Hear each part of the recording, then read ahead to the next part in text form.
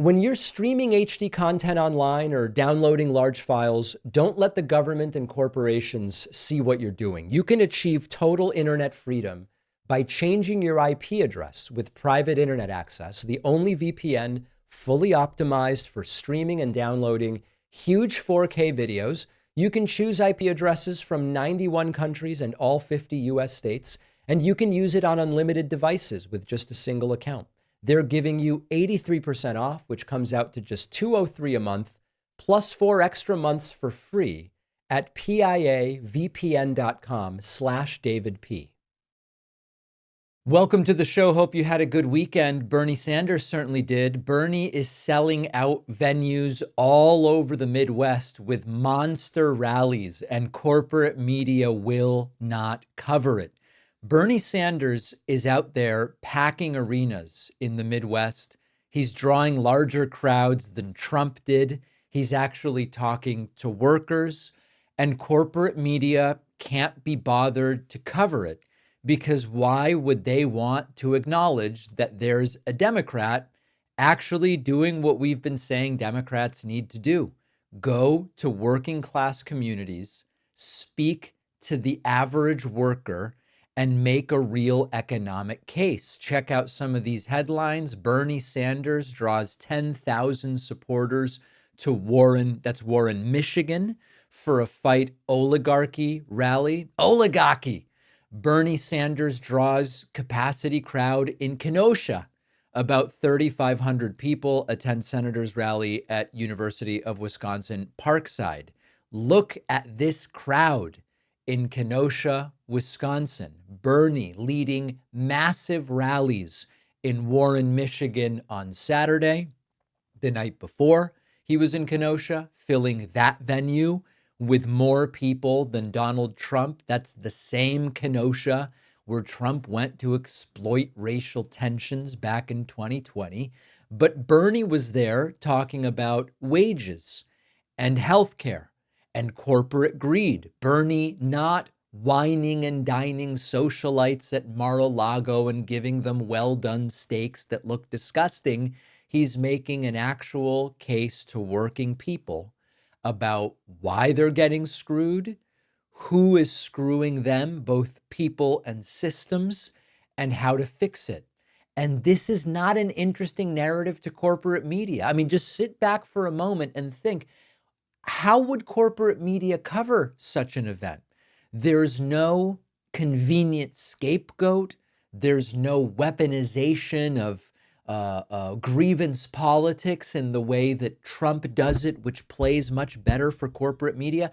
Corporate media does not want to acknowledge that the progressive wing of the Democratic Party, and I'm talking about the reasonable progressive wing, not the fringe stuff that the right likes to focus on, just working class progressivism, people who are concerned primarily with going to their job and providing a reasonable standard of living to their families. That is drawing massive crowds and it's energizing real voters, and corporate media has nothing for it. Let's take a look at just a little bit of this Bernie rally in Wisconsin over the weekend. And Musk is so arrogant that he is even intervening in a Supreme Court election right here in the state of Wisconsin.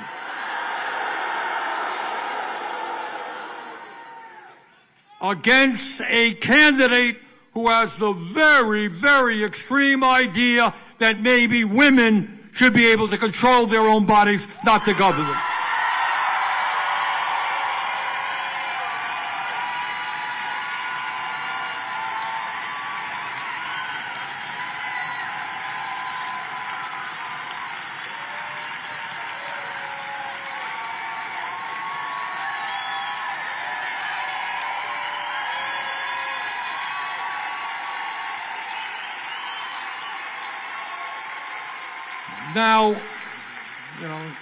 Now, whatever your view may be on this Supreme Court election, I think what everybody, no matter what your position should be, should make it clear to the wealthiest person on earth that he cannot buy an election here in Wisconsin.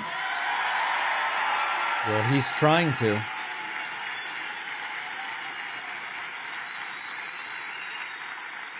And I want you to think about what that means. If this guy can intervene in a Supreme Court election in one state, you tell me what mayor's race, what governor's race, what Senate race he cannot buy. So we have got to deal with this corrupt campaign finance system. Listen, you've got to hand it to him. One of the things I've been talking about for years, one of the things I write about in the chapter in my book about activism that really works, includes mass rallies at urban centers and getting people out in the real world beyond just watching YouTube videos, signing petitions, and all of that stuff, which is fine. And to the extent that that gets people involved, that's great. But the next step to real action is going out in the world and doing something. And Bernie is doing it. And what we are seeing right now is that the second a Democrat actually challenges the billionaires who fund the networks, you get a blackout. And the reality is corporate media doesn't want a working class populist message taking center stage. They want the working class sitting at home and watching TV. And, you know, to some degree, people write to me, they go, you know, David, you sometimes almost seem like you're advocating people not watch your show and do other types of activism. Watching the show is not activism. I've made it clear many times. The point of this show, watching the show by itself, is not activism. My hope is that a portion of the people who watch the show or listen to the show will say, I have a grasp of what some of the problems are. I understand. I'm hopefully getting an understanding of how power works. And I am going to go out there and do something in the real world. And that's what Bernie is doing. That's what Bernie is advocating. That's what I talk about in the book. And if you are corporate media, you realize that if people take the Bernie message and say, I'm going to get out of my house and I'm going to go organize and activate, number one, you're not going to have as much time to sit there and watch 24-hour news. But more importantly, you are going to reject the corporatist structure that is implicit from corporate media. It's not interesting to legacy media. So if you're wondering why they won't cover Bernie's packed rallies, it's because they know what it would mean for that to become the prevailing political narrative. They know that this is a threat, and they really don't want the rest of the country to notice. We'll continue covering Bernie's rallies, and he's doing great stuff. You are going to suffer. And Trump and Elon Musk have decided that that's good for you and that you're just going to do it. Higher prices, layoffs, inflation, a recession, yet another day of triple-digit stock market declines. Don't worry. If you're concerned, don't worry. These uber-rich men have decided you must endure the pain for the greater good. Now, the greater good, of course, is their wealth and their power and their political ambitions and their priorities. Let's talk about what's happening. We are barely into Donald Trump's second term. And to say that the cracks are showing is an understatement. Trump's new wave of tariffs have started to send costs soaring. Everything from cars to food to construction materials are getting more expensive, all because Trump wants to wage economic war against China, Canada, Mexico, Denmark, right? I mean, we'll see how far this goes. But you are the one who is paying for it. Federal agencies are slashing jobs. This is part of Donald Trump's effort to gut the so-called deep state.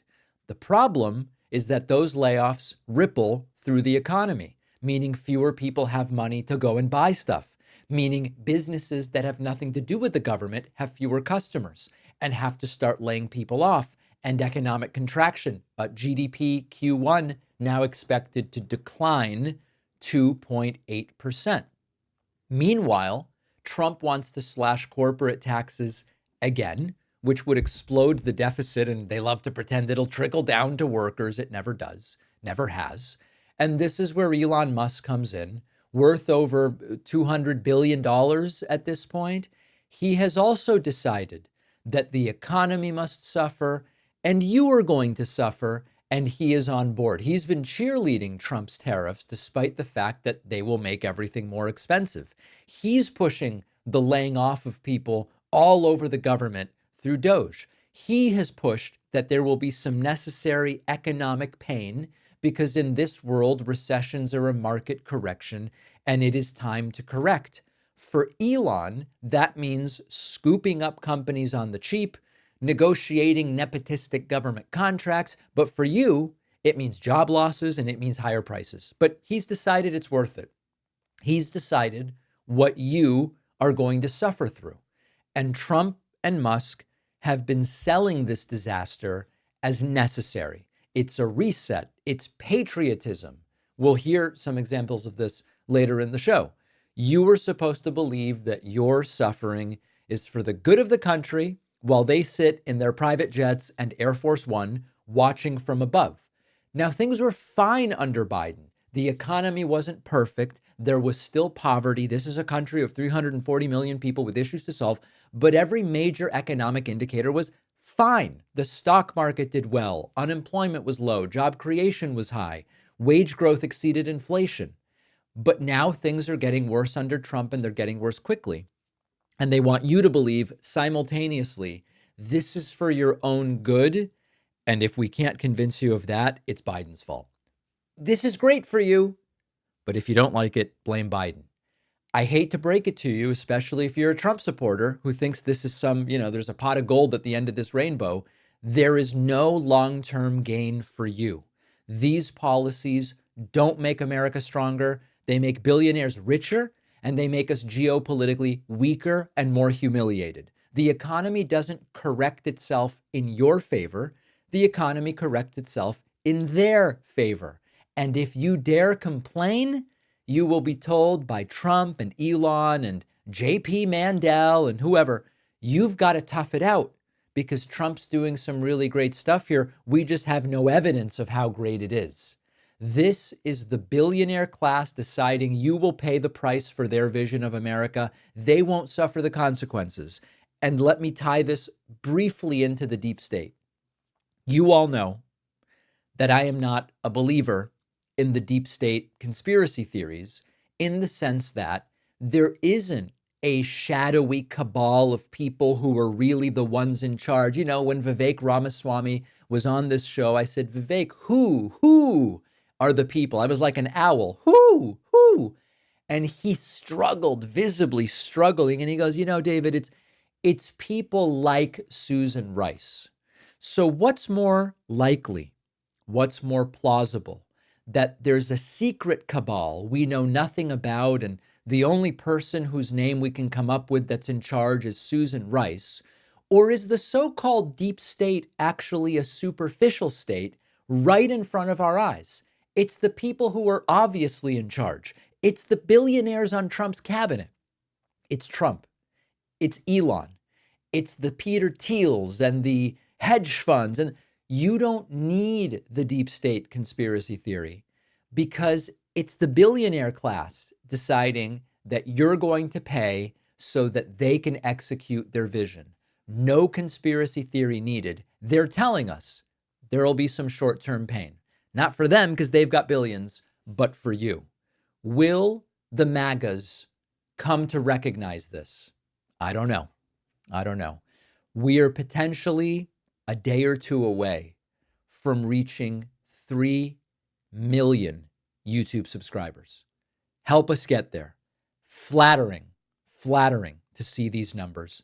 And remember that there are just a few days left to get signed copies of my book, The Echo Machine. The book will be out in 2 weeks and a day, I guess. Wait, no, 11, 12, 11, 25, 14. Yeah, 2 weeks and a day.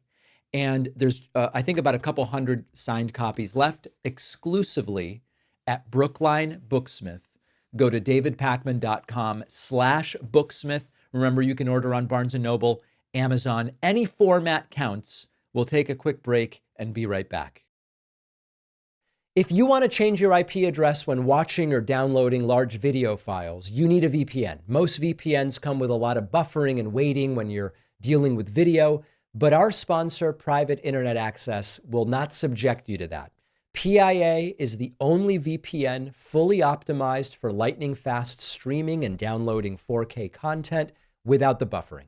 Changing your IP address with a VPN lets you do things like watch the UK version of Netflix or the Australian version of Hulu, so you can watch lots of great content not normally available in your country. For instance, PIA lets me see a bunch of great Argentinian soccer I can't normally get in the US. They have servers in 91 countries, and with just a single account, you can use PIA on unlimited devices: computer, tablet, phone, TV, game console. If you sign up for PIA today and you don't love it, you can get a full refund anytime in the first 30 days. So try private internet access risk-free and get 83% off, which comes out to just $203 a month plus 4 extra months for free. Go to piavpn.com/DavidP. The link is down below. The David Pakman Show is an audience-supported program. Thank you to all of our members who have signed up at joinpakman.com as we continue to see corporate media totally disregard the Bernie rallies and this movement for economic justice because it's just not interesting to them. Remember that if you have a cable subscription, you are funding those very channels that are failing to deliver what we need right now. An alternative is you can directly support shows that you like. Maybe it's this one. You can go to joinpakman.com and grab yourself a membership. A Fox News host is now admitting recession is coming under Donald Trump, but it will be the fault of Joe Biden. That's right.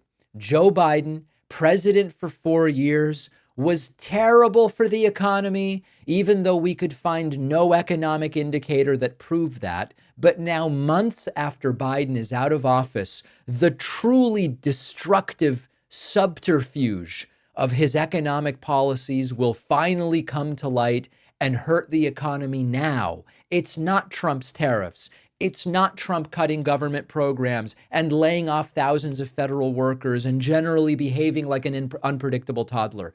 Got it. It's Biden's policies, which had no negative impact for 4 years. They are now coming to light. Here is Maria Bartiromo on Fox News over the weekend saying, I said this thing on Twitter about how it would be Biden's recession, and it would be Biden's recession, and now they're coming after me. That's, by the way, that's why I said earlier it would be Biden's recession. And I know the haters out there will slam me later. The other day I said something and they went nuts on me on Twitter, on X. I said, well, how come I don't see any Dodge Rams or Dodge pickup trucks in Europe? And they went nuts on it. But it's true. I see all the Mercedes and the Audis and the whole Mercedes 9 yards here in America. But I don't see any of the American-made cars there. That's it. That's the point I was making, Steve. Well, yeah, and the reason why is look at the quality of the average German car and look at the quality of the what do you think is a better car? A little Audi A1 or I don't even want to disparage. Yeah, fill in the blanks, folks. Okay, now on the issue of it would be Biden's recession, let's really unpack. We're all packed up. We've got to unpack it because it's a fascinating example of how political narratives will often clash with economic reality, and how the transition of power between presidents is often totally misrepresented in partisan discourse. So let's start by just establishing the timeline. Joe Biden left office almost 2 months ago. During Biden's presidency, by most measurable economic indicators, the economy was strong. Unemployment was low. You could go, well, it was low for unemployment was low, and we've measured it the same way for 55 years. Job growth was consistent. GDP growth was steady. And now, 2 months into Donald Trump's presidency, the economy is showing signs of strain. We see volatile stock markets. As I record this once again, as after numerous days of stock market declines, the Dow is down 500 points. The NASDAQ is down 600 points. If it closed right now, I believe this would be the worst day for the NASDAQ in I don't know how long. Consumer confidence is dipping. Consumer spending dropped by the biggest margin from January to February. And we are now talking about a possible recession. So how does Maria Bartiromo connect the dots? She says that the recession we are now facing is the result of Biden's policies, which miraculously are only now starting to take effect. Now, I want to be objective here. I I make no effort to hide that I am on the political left, but I also want to be as objective as I can when it comes to these economic indicators. My opinion is it's better for abortion to be legal. It is a fact that we don't want to overblame or underblame presidents who can't and don't control everything. There are global business cycles, ups and downs. Presidents, however, can bend the curve, so to speak. And what has Trump been doing since he got back in the White House? Well, let's see. Massive new tariffs, which will make everything more expensive, which lead to retaliatory tariffs, which will make everything more expensive. Cutting government programs, meaning fewer jobs and reduced economic stability. The layoffs of federal workers, which directly reduce consumer spending. Pushes for deregulation, which will set the stage for even further economic instability. And if Biden's policies were so disastrous, why didn't they cause a recession during his presidency? Why did the economy thrive under his administration only to suddenly collapse 2 months after he left office? The answer is simple, because the current economic downturn has way more to do with what Trump is doing than what Biden did 2 months ago, 12 months ago, 24, 36, or 48 months ago. Sometimes the simplest explanation is the right one. When the economy is doing well, partisans are quick to credit their side. When it's doing poorly, they're even quicker to blame the other side. This is a pattern we've seen time and time again. During Trump's first term, Republicans were quick to credit him for the strong economy he inherited from Obama, even though the effects of Obama's policies were in play. Now we're seeing the inverse. Biden is being blamed for an economic downturn that is occurring under Trump's watch. And it's not just intellectually dishonest the way this is being handled. It's a deliberate attempt to rewrite history and shift the blame. Now, here's the truth. Presidents do not have absolute control over the economy. They can influence it, certainly. But the idea that Biden's policies are somehow responsible for a recession on a delay months after he left office is absurd. If anything, the current economic challenges are related to specific policies. This is not just we blame Trump because he's president. We have to ask ourselves the question, what changed? I'm going to give you an example. The day after Biden took office in January of 2021, immediately, every border crossing by an undocumented immigrant was blamed on Biden. Biden had not yet done anything. And so we have to zoom out and say, country of 340 million, almost no matter what your policies are, some people are going to cross the border illegally. Maybe it's not about Trump or Biden policies. Maybe it's that this is just a thing that happens in the United States to some degree, no matter what the policies are. On the other hand, now there's a whole list of things that Trump is doing that are different. The trade war, laying off federal workers, belligerent statements about what he's going to do next. So we aren't just generically saying Trump's president, so it's his fault. We are saying he has bent the curve by changing policy. So if there is a recession, it's not Biden's recession. You know who else they're going to try to blame if they can? Obama. Yeah, it's not Obama's recession. It would be a Trump session, the result of the policies and actions of the current administration.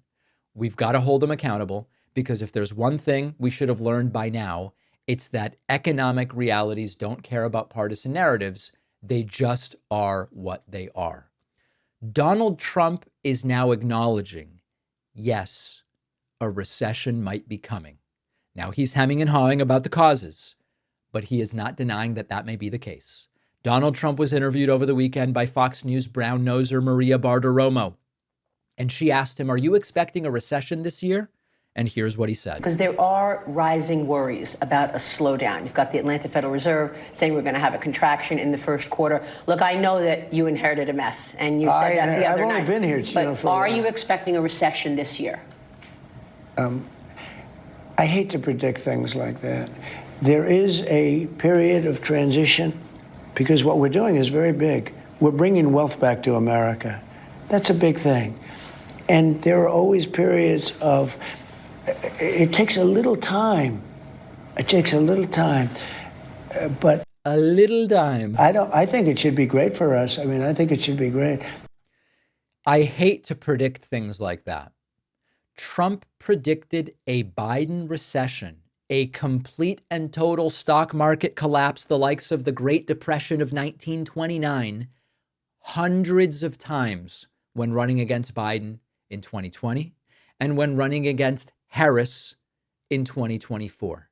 Hundreds of times he predicted the economy will be in the toilet, the stock market will crash, your 401ks will be wiped out. He now says, I don't like to make predictions like that, but it will be a period of transition. The critical thing here is that Trump knows he cannot say, of course we're not going to have a recession, Maria. Of course we're not going to have a recession. Not under my watch. In other words, yes, I am expecting a recession this year. But the critical part, even if he doesn't call it a recession, is that Trump is linking his actions to whatever happens. Now, Trump is saying, we're going to do things and it will be great, and we're going to do things and there will be a period of transition. Whatever you call it, whatever he calls it, he is admitting that what happens will be a result of what he does. Thanks to me, things will happen. Well, then let's hold him accountable for those things. He also added in another moment, there could be disruption. This is another code for you're going to get screwed. He's decided you are going to sacrifice. I didn't buy any longer. Yeah, because there was nobody to call him. I used to call President Xi. I said, you got to do me a favor. You got to, live up to that agreement. And he was great. He did. Before you came into the Oval Office the first time, you were a very successful businessman, very successful real estate executive. Yeah, says who? And a lot of people said, oh, this is the business president. This is it. He's watching the stock market. He knows all about, he doesn't want the market to go down. And now we've got tariffs and the market has been going down. Well, not much. I mean, in all fairness, not much. You said, look, we're going to have a disruption. Not much. It's simply given back all gains since the November election and then some, and is now turned negative. But we're okay with that. Is that what you meant? The stock market going down was the disruption? What other disruption were you alluding to? Look, what I have to do is build a strong country. You can't really watch the stock market. If you look at China, they have a 100-year perspective. We have. So Trump now, as the stock market is inconvenient, says you can't watch it. When he was president, every all-time high was a daily press conference and a tweet and a public statement and a topic of conversation at the press briefings. But now, I'm not watching the stock market, Maria. A quarter. We go by quarters. That's true. And you can't go by that. You have to do what's right. What we're doing. All right. I hope you all see where this is going. I hope he is bracing for a recession he seems to predict is coming and is trying to figure out a way to say, we have a longer term view. Trump also said he will be weaponizing the DOJ against many law firms that he says have dishonest people working at them. I just saw you sign executive orders for law firms. One of the law firms was Perkins Coie. That was the law firm that had the Steele dossier. Yeah, they had the Steele dossier. They had a lot of other things. And we have a lot of law firms that we're going to be going after because they were very dishonest people. They were very, very dishonest. I could go point after point after point. Dishonesty, alleged dishonesty, a justification to the President of the United States to sic the Department of Justice on a law firm. If that's not chilling, I don't know what is. And finally, Trump asked by Maria, this $5 million gold card thing where you can buy citizenship, isn't it possible that China will take advantage of it? And Trump says, yes. How do you know the Chinese are not going to take advantage of it and exploit it? Didn't they do that with student visas? They may, but they don't have to do that. They can do it in other ways. They may indeed. They may indeed. Trump's latest harebrained scheme, $5 million for citizenship. We're in trouble, folks. We're in deep, serious trouble here. Don't forget that the best way to support the David Pakman Show is by becoming a member, which gives you access to the daily bonus show, the regular show with no commercials. You also get access to our entire archive of every episode dating back a really long time, and plenty of other awesome membership perks, go to joinpacman.com. Joinpacman.com. Donald Trump's brain turned to mush while sitting at his desk in the Oval Office, saying, "They rigged the election and I became president." Who is the they, and what on earth is this guy talking about? It was so sad because I said, can you imagine, I'm not going to be president? And that's too bad. And then what happened is they rigged the election and I became president. So that was a good thing. That was a good thing. That was quite an achievement for both of us. So I'll be president during the World Cup and during the Olympics, which we were. It was so. This immediately led to a lot of people saying he's admitting that he rigged the election in his favor. What they are claiming Trump meant here is that Democrats rigged the election against Trump. And despite that rigging, he still was able to win. It wasn't Trump who did the rigging. Trump was the victim of the rigging, and he still won. Your mileage may vary with that explanation. Donald Trump was asked a question about the reports of clashes between Elon Musk and Marco Rubio, well-documented clashes at this point in time. And Trump's answer, to tell the reporter, "You're not supposed to be asking that question."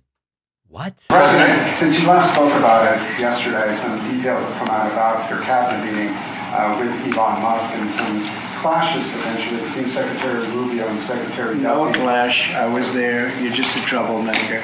And you're not supposed to be asking that question because we're talking about the World Cup. Elon gets along great with Marco, and they're both doing a fantastic job. There is no clash. But Mr. President, bottom line. Who are you with? Who are you with? Who are you with? The classic, that's a classic authoritarian intimidator question. Who are you with? NBC. No wonder. That's Mr. President, NBC. who has more authority, Elon Musk or your cabinet secretaries? Any other questions about the World Cup? The question, who has more authority, who has a higher level of authority, Elon Musk or cabinet secretaries, is actually a perfect question. I don't know who the reporter is there from NBC, which Trump didn't like. It's an excellent question because it really has to go to, can an unelected billionaire that you brought in, not subject to oversight, not subject to Senate confirmation, does that person supersede in terms of authority the cabinet members who have gone through a period of discovery and questioning and answering questions and a vote and Senate confirmation? Who is actually in charge here? And Trump doesn't like the question. You're not supposed to ask that question, he says. Trump was asked an economic question. Again, these questions are so basic. Do you worry that laying off so many government workers is going to hurt the economy? Because all these people will be out of jobs. They won't have money with which to buy things. Trump says, what? Are you that the large-scale federal government layoffs will weaken the labor market? How concerned are you about The large-scale fentanyl what? Oh, that is rich. Are you concerned that the large-scale federal government layoffs will weaken the labor market? Trump goes, the fentanyl what? The fentanyl what? That the large-scale federal government layoffs will weaken the labor market. How concerned are you about The large-scale fentanyl what? The federal government layoffs will impact the labor market, will weaken the labor market. Oh. No, I think the labor market's going to be fantastic, but it's... It's all going to be great. No, I don't know what you're talking about, but it's all just going to be really good. Just mush. It's mayonnaise up there in the brain. Trump was asked about Ben Shapiro's push to pardon Derek Chauvin. He's the police officer convicted for murdering George Floyd. And Trump just goes, haven't heard about it. Your allies are calling on you to pardon Derek Chauvin. Are you considering pardoning Derek Chauvin? No, I haven't even heard about it. Nope, he hasn't heard about it. Hey, that's actually, it's a direct answer and good. It's actually good that hasn't made its way to Trump, if that's true. And then finally, are any of you surprised to hear Trump say that it's become tough to deal with Ukraine and maybe they'll just finalize a deal only with Russia? There's an idea. Russia, if I may, President Putin is bombing Ukraine. Yeah. Do you still believe him when he tells you that he wants peace? Yeah, no, I believe him. I believe him. I think we're doing very well with Russia. But right now they're bombing the hell out of Ukraine, and Ukraine, I'm finding it more difficult, frankly, to deal with Ukraine. We know. And they don't have the cards. They don't have the cards. As you know, we're meeting in Saudi Arabia on sometime next week, early. And we're talking, would I find that in terms of getting a final settlement, it may be easier dealing with Russia, which is surprising because they have... You know, I'm actually thinking of maybe just making a deal only with the aggressive invading force. What a surprise. He would rather only deal with Vladimir Putin. What a sad and tragic state of affairs we find ourselves in. Donald Trump was also disoriented on Air Force One, where he attempted to answer some relatively simple questions, and he was unable and unwilling to. A reporter asked Trump, "Do you believe Putin is disrespecting you by continuing to bomb Ukraine?" And Trump goes with his, "Who are you with?" He doesn't like these questions, folks. This week. Is President Putin disrespecting you by attacking Ukraine when you're trying to make peace there? Is President Putin disrespecting you by attacking Ukraine when you're trying to make peace there? What did he do? Well, he's attacking Ukraine. Is he disrespecting me? Yeah. Who are you with? I'm Michael Burnbaum, the Washington Post. You've lost a lot of credibility. Go ahead. What else? It's actually a really good question. You claim to be in control here as the big boy of negotiations around global conflict, Russia's invasion of Ukraine. And you claim that both sides, Putin and Zelensky, respect you, and they're going to listen to you, and we're getting close to a ceasefire and to peace thanks to your strong negotiation. And in the meantime, Putin goes and just keeps bombing Ukraine. Isn't that a sign of disrespect? Isn't that a sign that Putin doesn't take you seriously as an arbiter and he'll do whatever the hell he wants? Who are you with? Oh, the Washington Post. You've lost a lot of credibility, a lot of credibility. Trump was asked about recent plane crashes, and this isn't about blaming Trump. It's just about, as usual, Trump's responses to everything are completely incoherent. Another plane crash in Pennsylvania today. Secretary Duffy's big concern is his department is being gutted. He's been, dealing with these crashes ever since he was sworn in. Does he have a legitimate concern? Well, that has nothing to do with the department. That was a small plane, and that would have happened whether you had a big department or a small department, as you understand. It's just they have space like this. They have times when things happen a little bit more often than normal, and then it goes back and you go many years without having a problem. I'll tell you, I think the Southwest pilot did a fantastic job last week when he lifted that plane off the air, because if he put the brakes on, that wouldn't have been good. That's it, folks. I mean, there are times where things happen a little bit more often, and then you have years without a problem. This guy has the nuclear codes. Another sign that Trump doesn't even really know what his policies are that are in force. A reporter asked Trump, would you consider lifting the intelligence pause on Ukraine, intelligence sharing with Ukraine? We were told was paused. And Trump goes, we just about have lifted it. Would you consider lifting the intel pause on Ukraine? What does Ukraine have? Well, we just about have. I mean, we really just about have. And we want to do anything we can to get Ukraine to be serious about getting something done. So a couple possibilities here, because we weren't told that this intel sharing pause was lifted. It's possible they lied about stopping the sharing of intelligence with Ukraine, and they never did it. And now Trump's going, well, we've just about stopped that pause. It's also possible that they are not really stopping the pause and Trump's lying. It's possible they did pause and are now unpausing, and nobody thought to report that, even though it's extraordinarily relevant in terms of geopolitics and foreign policy. It's anyone's guess. Quite literally anything could be going on. Trump was asked about lots of people, you, me, and others, who look at our retirement accounts. We look at our stock market accounts, and we just see that every day is horrible. And Trump goes, oh, don't worry, the tariffs are going to help. Go ahead. What else? President Robert, go ahead. Americans who have seen their retirement accounts fall in recent day are getting very nervous about these tariff conversations. Oh, I think the tariffs are going to be the greatest thing we've ever done as a country.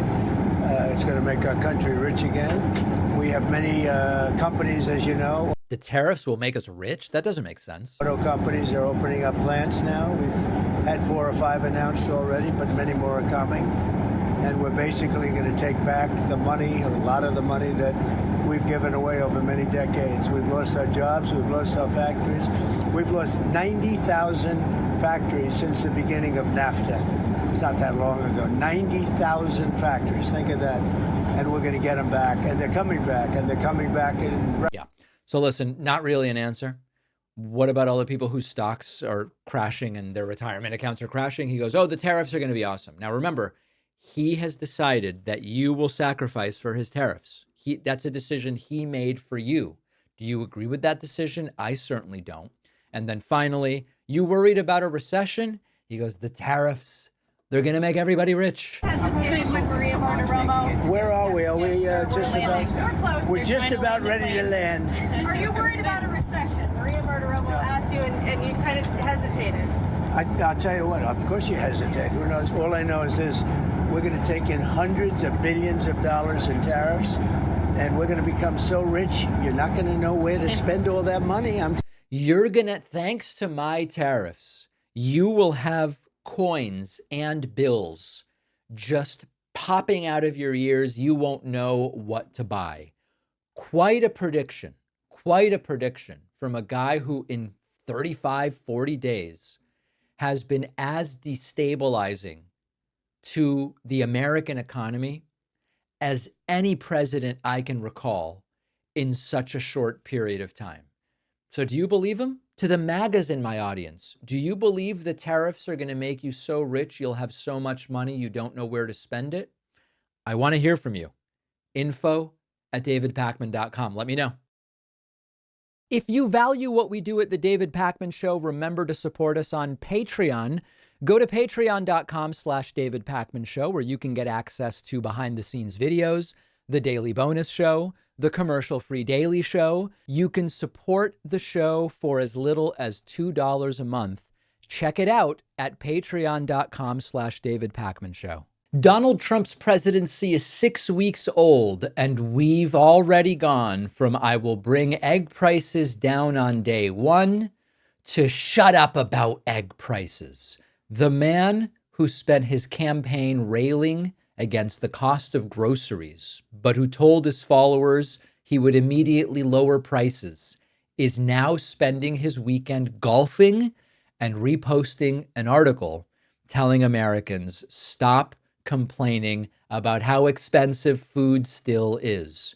On Truth Social over the weekend, Donald Trump reposted an article in the Daily Caller by Charlie Kirk called "Shut Up About Egg Prices. Trump is saving consumers millions." Consider the evolution of Trump on just this one issue. Campaign Trump from 2023 to 2024. I will immediately bring prices down starting on day one. We're going to bring grocery prices down. We will bring egg prices down. Everything's going to be cheaper. He then became President-elect Trump. And so from November of 24 until Inauguration Day, it was, now that I have been elected, I am going to bring the prices way down. We then had newly sworn in Trump in January of 2025, who started to hedge, who started to go, well, it can be hard to bring prices down. Egg prices are high because of Biden and because of bird flu, but we're working on it, but it's going to take some time. Ultimately, as recently as a few days ago, Trump retreated to prices are high, it's Biden's fault, they're very difficult to bring down, really reshaping expectations around this promise. And now Trump is reposting an article that says, shut up about the egg prices. He did a speed run transition from savior of the grocery aisle to stop whining and deal with it. I want you to consider just for a moment, if Joe Biden had reposted an article saying, shut up about egg prices, what would the reaction have been from the right-wing machine? The outrage machine would have set Twitter on fire. Truth Central would have been ablaze in posts. Fox News would be running 24/7 emergency coverage, and every single right-wing influencer would be foaming at the mouth about how Democrats hate the working class. But when Trump does it, it's silence.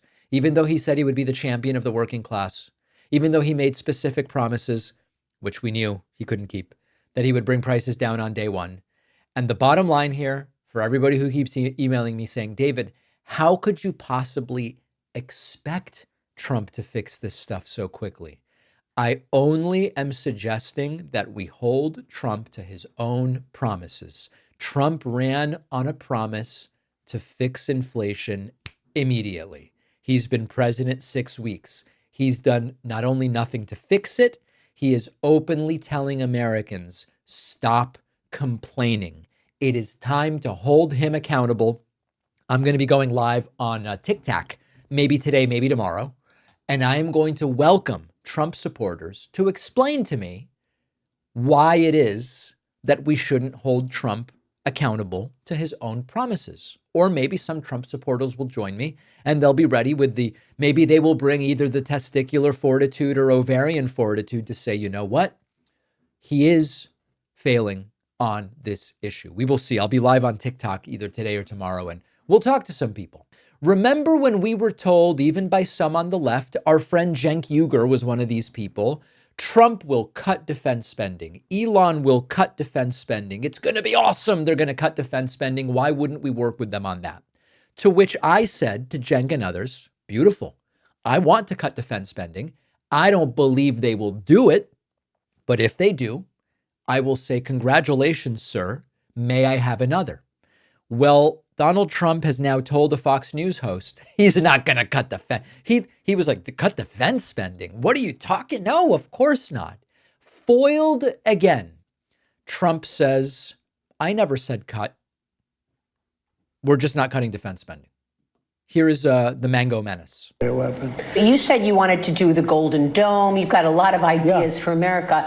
But then earlier you said you wanted to cut $1 trillion in defense spending, right? I didn't say I was. You're not going to. So I was like, which is it? Are you cutting defense spending or are you building us up? I never said defense spending. Okay, because I think you were talking about denuclearization. Correct. And that's where the cutting of the spending came in. I never said cut. No, it's not in these days. I'd love to cut defense spending, but not now. Because you have China, you have Russia, you have a lot of problems out there. No. In fact, no. What I have said is, we spend a lot of money on nuclear missiles, nuclear weapons. The level of destruction is beyond anything you can even imagine. It's just bad that everybody has to spend all this. Yeah, it's bad. So there it is. I mean, listen, can we consider this topic closed? And I'm going to be on with Cenk soon to talk about my book. And I hope that we talk about this. For my friends on the left who optimistically thought Trump, Musk, and Doge would cut defense spending, are you ready to admit that he won't, since he says it in clear language here? If you still have this lingering fantasy that Trump, Elon Musk, or Doge are going to scale back the military budget, it's time to snap out of it, okay? We've seen what they're cutting. Why is it that I never fell for it? Because we saw the first term. Now, I know Cenk and others said it's different this time. They seem different. It's all different. It's a new thing. We can't hold them to what they did before. All right, maybe. But it turns out that we can. And if you look at what Doge is cutting, meaningless drop in the bucket DEI programs, lying about what they're cutting, multiplying the amount that they're cutting by 3, claiming they're not cutting anything health related while the math tells us that, of course, they must be. So we have to be honest. Trump has never been about reducing military spending. Under his presidency, defense spending skyrocketed. And he would brag about how the cupboards were bare when Barack Obama turned over the presidency to him. The generals came to me. This is when Trump liked the generals. Now they're just woke. But when Trump liked the generals, he was like, the generals came to me and they said, sir, we don't have any bullets. The cupboards are bare. And I refilled the cupboards. And his brand, as pathetic as it is all about projecting strength. Why would a guy who wants to be seen as a big boy, strong alpha, why would he turn into a budget hawk on defense spending. And despite this, there's this bizarre subset of people on the left who believe Trump might be an ally in shrinking the military-industrial complex. Maybe it's because he would occasionally ramble about endless wars, or he lied about being against the Iraq War when he actually told Howard Stern, yeah, I'd probably have done it. Maybe it's because of Elon Musk, who's more of an erratic anarcho-libertarian, techno-libertarian, who has maybe convinced some people that he's against big government. What's bigger than American defense spending? Maybe that's why you fell for it. But the reality is that Donald Trump and his billionaire pals are invested in maintaining and expanding the military just as much as any other Republican. Would Peter Thiel maybe be up for cutting defense spending? Maybe. I don't know. But if you fell for this, listen, it's like with the Tulsi people. To some of us, it was transparent. Others fell for it.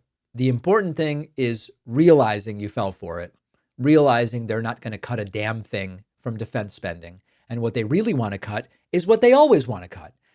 Welfare programs, demand-side stimulus, anything that seems to have diversity on it, that's the stuff they want to cut.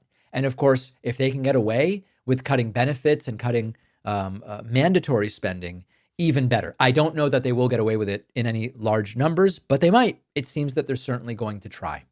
We have a phenomenal bonus show for you today. Thanks to Trump, the Liberal Party in Canada stays in power. And the next prime minister will be Mark Carney. What do we know about Mark Carney? We will discuss it. The Black Lives Matter mural in Washington, D.C. is going to be erased because they want it gone. I have a couple stories about it, which I will tell you. And what about Bitcoin as part of a strategic reserve for the United States? Despite Trump's promises about it, Bitcoin crashing 20%. Have I sold mine? No, I have not. But I will tell you kind of what my thought process is on that on today's bonus show. Get instant access by signing up at joinpacman.com. Remember that this is our primary source of funding, memberships and the bonus show. Sign up at joinpacman.com. You can use the coupon code. It will end soon. An optimistic rallying cry. It will end soon. I'll see you then, and I'll be back with a new show tomorrow. Ruth Ben-Ghiat will join us tomorrow. Looking forward to that.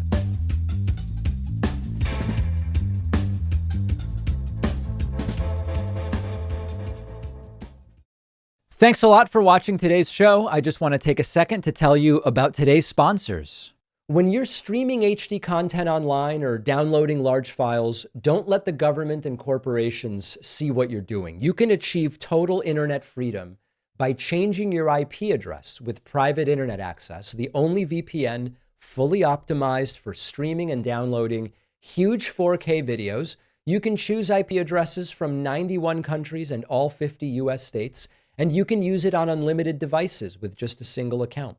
They're giving you 83% off, which comes out to just $203 a month, plus 4 extra months for free at piavpn.com/DavidP.